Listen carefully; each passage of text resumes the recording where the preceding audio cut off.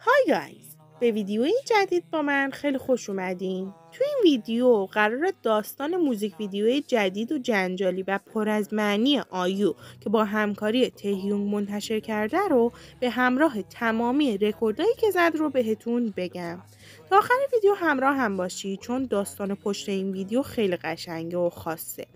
ولی قبل از هر چیزی برای حمایت از من لطفاً ویدیو رو لایک کنید و چنل من رو سابسکرایب کنید تا عضو خانواده آرمی چنل من بشید.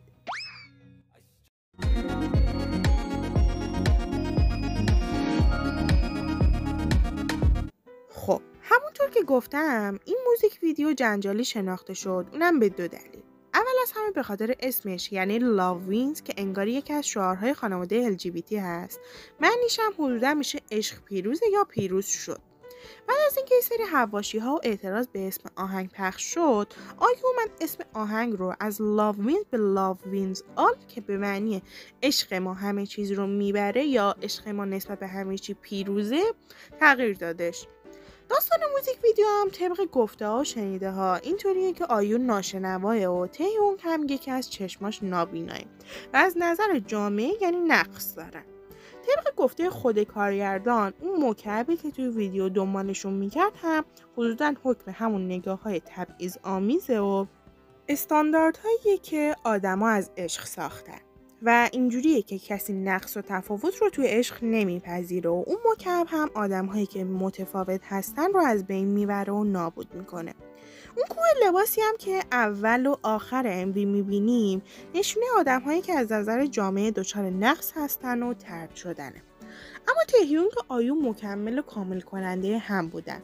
توی قسمتی هم که لباس عروسی پوشیده بودن، آدمایی که کنارشون بودن در اصل داشتن اونها رو با انگشت نشون میدادن به جای اینکه خوشحال باشن و دست بزنن.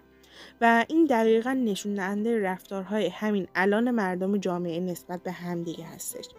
ولی از طرفی با اون دوربینی که تهیونگ پیدا کرد همه چی برعکس بود و هیچ تبعیضی هم در کار نبود. پس توی دنیایی که دوربین بهشون نشون میداد زندگی کردن و خوشحال بودن، حداقل برای چند ساعتی.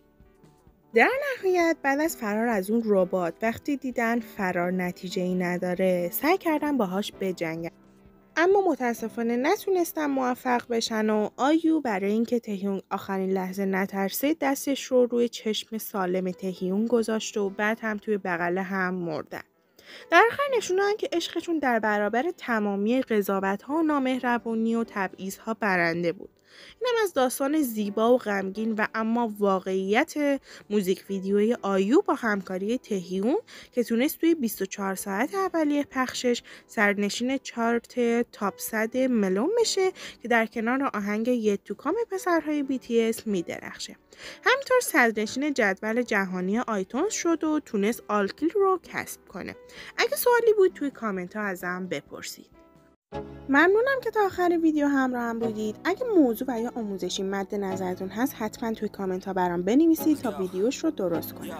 اگه از این ویدیو خوشتون اومد روی دکمه لایک کلیک کنید و برای حمایت از من چنل رو سابسکرایب کنید و زنگوله پیجم فعال کنید تا ویدیوهایی که میذارم رو اولین نفر ببینید.